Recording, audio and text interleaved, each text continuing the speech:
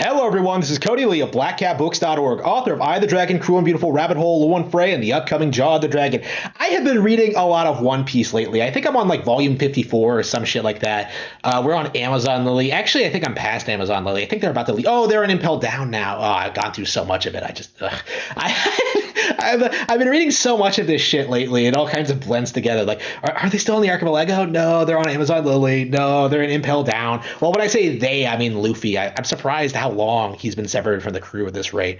Yeah, we're getting lots of cameos from old characters, which is great to see. Which is kind of a positive thing. And I don't think Impel Down is one of the stronger parts of One Piece, but the Archipelago and Amazon Lily were great. So overall, I'm still really enjoying the story. But one of the things I've been thinking about lately, going through One Piece, especially after Enies Lobby, which I think really needs to be studied as like the hallmark of like anti-woke narratives in manga. I do think One Piece is based. I do think One Piece as a story is overarching, like extremely pro freedom and anti-establishment. Fuck the world government.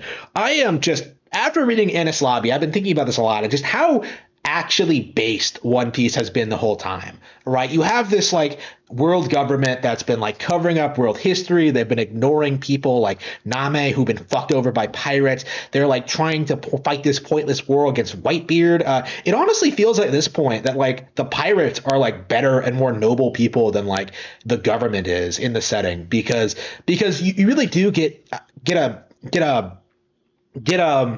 a taste of just how pirates behave in the world of One Piece, because they're not outright going out and like fucking up communities and societies. Like they're typically involved with just combating the government and combating their operations and combating the stuff they want to do, particularly on the Grand Line. Now it's not true for all of them, but for like the heroes in particular, it's interesting to see how like these pirates can like be classified as like different kinds of like criminal activity, right? Like I'm not even sure exactly why Luffy is Luffy got a bounty for essentially saving Alabasta, right? Like he got like a 100 million berry bounty for taking out Crocodile and like saving this entire kingdom, and like the world government just slaps a bounty on his head. Like that's the kind of people we're dealing with here, right? That's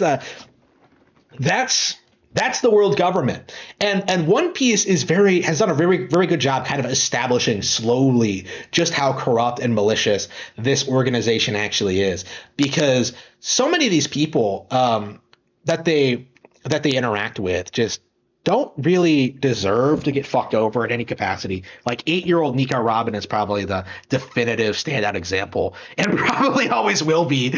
Like her entire island was genocided.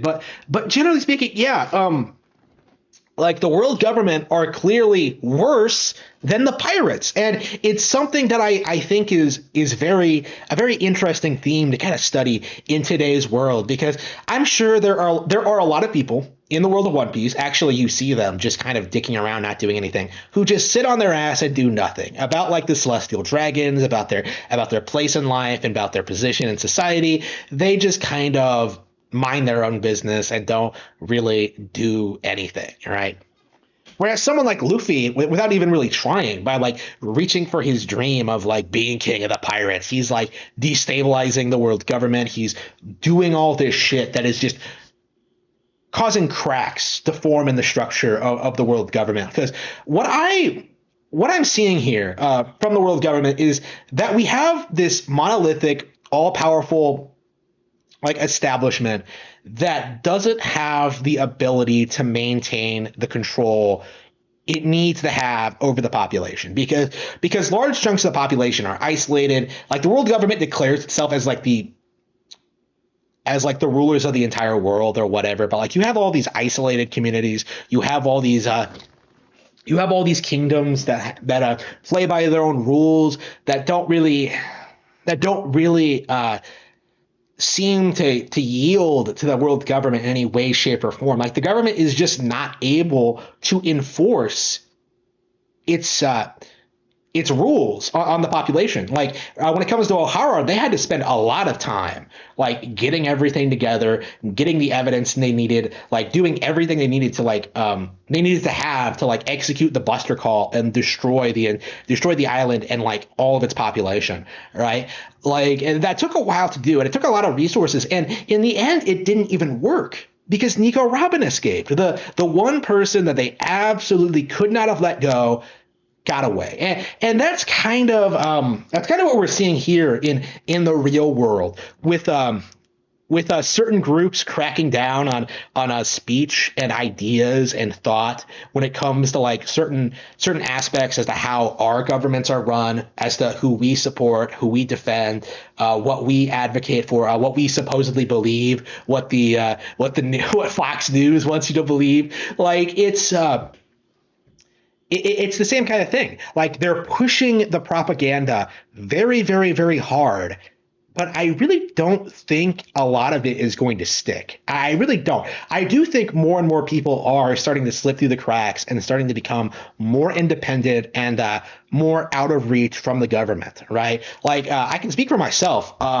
If it wasn't for like needing a job, right? Like I would never have had to comply with the mask mandates. I never would have had to I would never even considered getting injected. I would never have considered like any of this disgusting degenerate stuff. But because the corporations are pushing it, like I kind of just have to deal with it, like yeah, in my work life. But now it kind of feels like okay, with making all the monies off books, with my investments, with like everything I'm doing, with my minimalist lifestyle choice, like I am kind of reaching the point where I am going to eventually be able to break free from that. And then like what kind of control are they going to have over me? Really? Like what are they going to be able to do? What are they going to do? Right? Because I know there are plenty of people like me already out there. It's just a matter of like myself getting up to that level of having the freedom to like live my life the way I see fit with no real rules or obligations or like being forced to comply with like society's demands. And in a way, that's kind of what's happening with One Piece. I think this is like kind of Luffy's overarching goal is just making himself independent from the system, right? Like King of the Pirates is just something he tells people because that's what being king of the pirates means, is that you're the freest man in the world. You're the best there is at what you do, at being free, the most American dream in all of manga. Luffy is Luffy is the One Piece equivalent of an American. Fuck this, like, oh, Luffy is actually Brazilian shit. He's actually American. But yeah, I like a lot of red pilled media, like stuff like I suppose Attack on Titan is probably the other manga example. Like a lot of manga that seems to tackle these kind of strong topics that really talk about how you can't trust the government to look out for your best interests. I'm seeing a lot of people in like the left wing sphere try and like warp and twist things to like kind of fit their agenda. Like I think the big thing right now is that like there was a female character on in Wano that wanted to be a samurai, and like a lot of people took that to mean people took that to mean that she was like actually trans. And I think a lot of people in the community took issue with that because like that's obviously not true, right? Like obviously just how Bridget is actually a man, right? Just like how what's another example? Dumbledore isn't actually gay. Like if they went that direction of like making this obviously female character like a troon, that would have undermined the entire point of the character, right? That would have like it wouldn't have worked. It was like it would be pushing a political agenda. It's artificial. And this is one of the things I think, one of the reasons why I think they can't win, because I think blue pill media is designed to push a bad message. It's designed to have a political agenda. It's designed to try to make you think a certain way and kind of make you feel certain ways about things and like respond to certain stimuli differently. When it comes to like red pill media, I think a lot of this stuff is accidental. I don't think it's intentional. I think it's a natural process of developing a story that appeals to people at a primal level. Like, I think it's not possible to contain this kind of creativity. Like, I don't think Hajime Isayama wanted to come out and make the most red pilled manga series of all time, right? Like, he just had an idea and kind of executed it, right? Like, the author of Watership Down, Richard Adams, he kind of talks about this in that, like, Watership Down was not intended to have an allegory. It was intended for entertainment. But if you're intending something to be entertaining, it has to be appealing to people. And as it so happens, like, woke culture is inherently not appealing to people. As a result, like, it doesn't matter how many woke cartoons or many woke adaptations you produce, like, nobody's going to watch or care about it, right? Because everyone has the good red-pilled organic stuff that they do consume and enjoy. That's the stuff that people love. That's the stuff that people appreciate. And I think above all, that's the stuff people are going to remember. Like, I think if One Piece ends in the next couple of years and then Shonen Jump goes woke, I think it's going to be like a very, very difficult, they're going to have a hard time, right, justifying the declining quality of all these series, right? They're going to, like, make all these excuses that's like, oh, we didn't milk One Piece enough. These artists aren't working hard enough. Like, this is a result of the changing times. But in reality, I think Shonen Jump should be more popular than ever. Like, I think they have far more creative. They have far better creative teams than anyone in the West. I think they're doing, like, a fantastic job. But, like, if they're going to try and shove woke nonsense, there is going to be a pushback to it. And there is going to be a group of people, like, there's going to be an organic pushback against it, just like we have in the Western world when it comes to the comic book scene. I don't think it's going to work. I think the talent at Jump in that hypothetical scenario will just jump ship to other companies who will just produce the stuff that people actually want to read. So I think I don't think it's really possible for something like One Piece to go woke. First of all, because I think it's going to be associated with, like, a declining quality. People are going to, like, be angry about it, and it's going to start, like, it's going to keep things, like, escalating, right? The fire's already started. It's like it's been burning for a long time, and the system has been, like, trying to contain it, but this is something that isn't going to be contained. It's not going to last perpetually.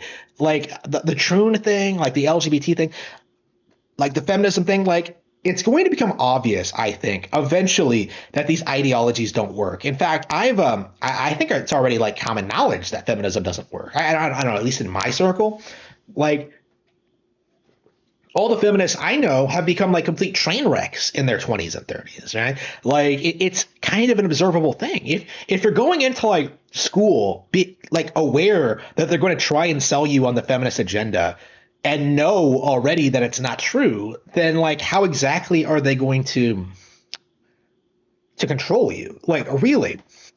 Like, there's nothing they can do. Like when you get right down to it. Like, I personally don't think it doesn't matter how much manga they corrupt, how much stuff they ruin, how much, like, they try to push their agenda. Because I think good stuff is always going to organically exist, regardless of what the system tries to push. One Piece existed, came into being in a time where I think things were beginning to get cracked down on, right? Like, because we've seen a big decline in everything since, like, the 90s, right? Like, it's been a slow, steady decline from that point onward.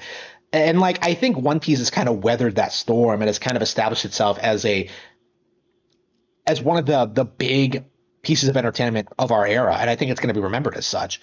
Like, I don't think it's possible for something like My Hero Academia to overtake it, even with all this mainstream appeal and, like, ripping off the whole superhero thing. Like, it's just not going to happen. I think One Piece is based, and I think when we look back on it, I think people will really love and remember that aspect about it, because it's remarkable how much I look back at that scene on Enies Lobby and seeing, like, Luffy tell Usopp, shoot down that flag, and him doing it. destroying the symbol of the world government. You really can't get more based than that. When you get right down to it, One Piece is absolutely based.